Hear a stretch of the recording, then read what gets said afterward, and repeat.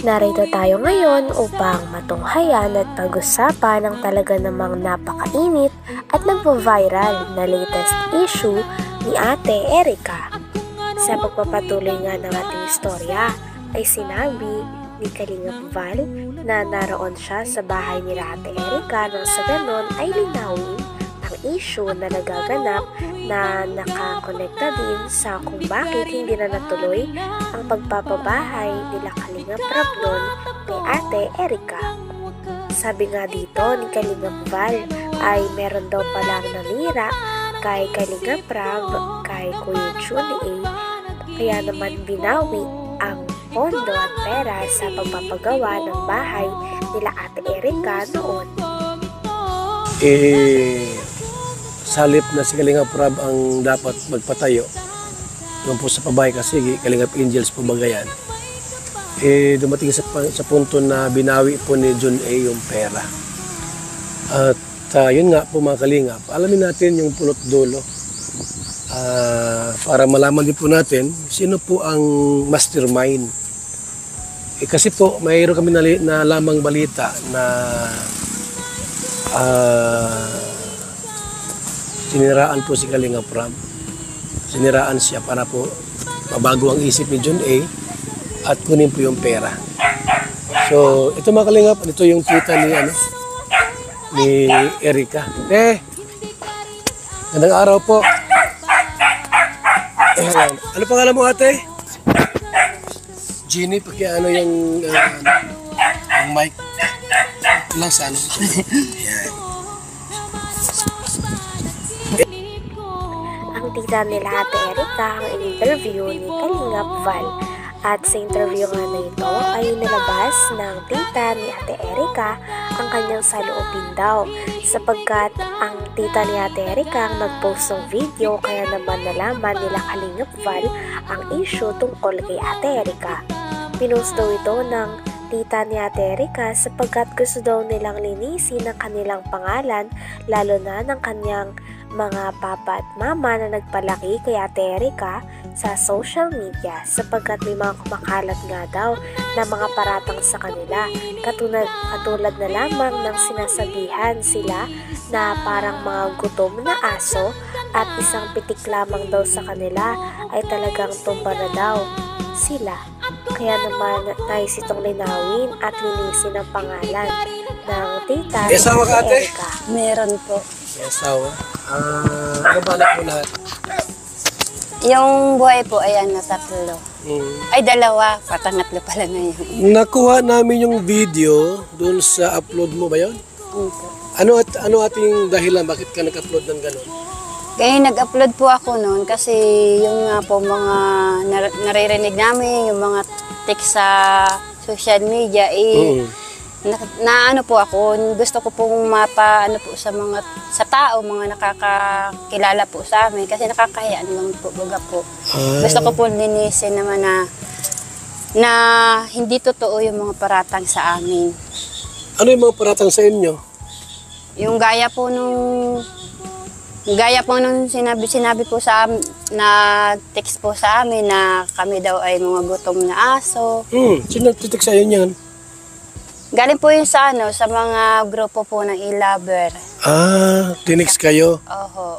Ano pa yung mga Sabi pa ng lolo ni Ate Erica sa kanya ay meron itong mensahe na pinaparating kay Ate Erica.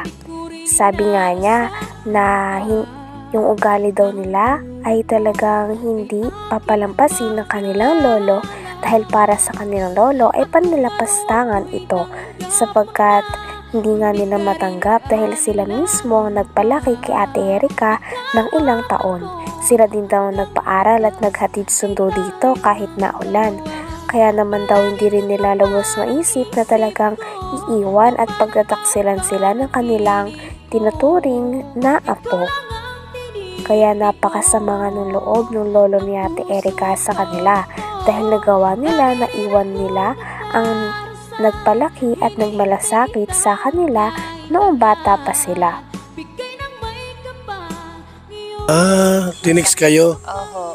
Ano pa yung Nabasa ano pa yung mga kayong paratang? sabing isang pitik lang daw sa amin, kami ay tiklop na. Hindi ko alam po kung anong ibig sabihin po nun, yung mga ganun. Gusto ko rin po kasi linisin din po yung ano ng magulang ko. Hindi naman po sa yung mga sinalabas po nila na mga text na sabi, naghahabol kami sa pera. Hindi po. Pira nino ang hinahabol nyo? Yung sinasabi po nila, yung mga paratang po nila sa amin, yung mga okay. ganun. Kasi may mga trabaho naman po yung mga asawa po ng mga kapatid ko. Oo. Yun po. So ikaw po yung tita nila Erika? Opo. Okay. Sa ni Sheila May? Yun po. Ang alam ko kasi dito pumunta si Roel at nag-vlog. Di ba? Opo. Nung Nag-vlog siya umpisa dito? po. Opo. Sino ang binablog ni Roel dito? Yan po mag-asawa sila pa. Sila ang si Kuya, si ano. Opo. Kakasapin naman natin sandali. Grabe na nga ang mga paratang at mga teletext ng ibang tao, pati na rin nila Ate Erika sa kanyang pamilya sapagkat ang kanyang pamilya ay nakaka-receive nga ng mga text na parang uhaw na uhaw daw sila sa pera, mga gutom na aso, kaya naman sobrang sakit nito para marinig ng tita ni Ate Erika galing sa kanya o galing sa grupo na tumutulong sa kanya. Kaya naman narito din ang tita ni Ate Erika nang sa ganon ay mabigyang linaw na hindi totoo ang mga iyon. Sapagkat paliwanag din ito na may trabaho naman ang kanyang mga kapatid pati na rin ang kanyang asawa kaya hindi naman sila naghahabol sa pera tulad ng kumakalat sa social media. Kaya naman nandun din ang tita ni Ate Erika upang ilahad din ng mga tunay na nangyari sa likod ng Na text po sa amin na kami daw ay mga gutom na aso. Sino titik sa'yo niyan? Galing po yun sa mga grupo po ng e-lover. Tinext kayo? Oho. Ano pa yung mga paratang? Sabing isang pitik lang daw sa amin, kami ay tiklop na. Hindi ko alam po kung anong ibig sabihin po nun, mga ganun. Gusto ko rin po kasi linisin din po yung ano ng magulang ko. Hindi naman po sa yung mga sinalabas po nila na mga text na sabi, naghahabol kami sa pera. Hindi po. Pira nino ang hinahabol nyo? Yung sinasabi po nila, yung mga paratang po nila sa amin, yung mga okay. ganun. Kasi may mga trabaho naman po yung mga asawa po ng mga kapatid ko. Oo. Po. So ikaw po yung tita nila Erika? Opo. Okay. Sa ni Sheila May? Po. Ang alam ko kasi dito pumunta si Roel at nag-vlog. Di ba? Po. Nung umpisa po. Opo. Sino ang binablog? Naalala nga ni Kalingap Val na doon sa bahay nila Ate Erika, unang vinlog ni Kalingap Roel si Ate Erika. Kaya naman nagtuloy-tuloy na rin ito at na-discover nga din ni Kalingap Rob si Ate Erika at siya na mismo ang nagnais na tumulong at magpabahay sa dalaga. Ngunit kalaunan nga ay bigla itong nahinto at sabi nga ni Ate Erika ang dahilan nito ay dahil gusto niyang makapokus sa pag-aaral at hindi niya na rin gusto magpa-vlog. Ngunit ngayon nga dahil sa issue na ito, lumalabas na talagang hindi ganon ang nangyari. At nag-result nga ito ng hindwaan kay Ate Erika at sa kanyang pamilya. Kaya naman sobrang nagagalit at talaga namang nagtatampo ang lolo at lola ni Ate Erika sa kanya sapagkat iniwan niya ang mga ito noong natulungan siya ng isang negosyante na nagngangalan na June A. At tinawag pa nga ni Ate Erika ang kanyang pamilya lalo na ang kanyang lolo at lola na mukha daw pera. Kaya naman hindi ito matatanggap ng kanyang lolo dahil ang kanyang lolo at lola mismo ang nagpalaki sa kanya. Kaya naman talagang sobrang hindi ito katanggap-tanggap sa side ng lola at lolo niya na masabihan ng ganong bagay pagkatapos silang palakihin si Ate Erika at paaralin.